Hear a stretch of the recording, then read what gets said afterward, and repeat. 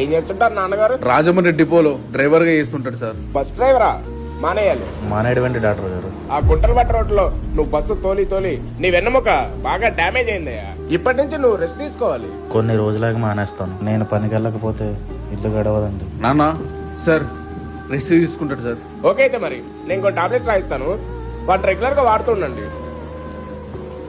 ఒక రోడ్డు బాగుంటే ఆ ప్రాంతంలో వ్యాపారాలు సులభంగా జరుగుతాయి.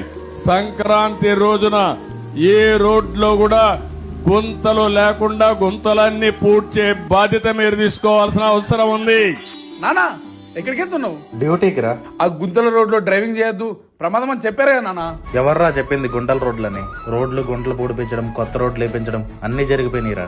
ఇంట్లో కుర్చీలో కూర్చున్నా ఒకటే, బస్ ఎక్కి డ్రైవింగ్ సీట్ లో కూర్చున్నా ఒకటేరా. ఒళ్ళు నలగకుండా డ్యూటీ చేసుకుంటాను. సంక్రాంతికి ఊర్లకు వెళ్ళడానికి చాలా మంది వెయిట్ చేస్తున్నారు.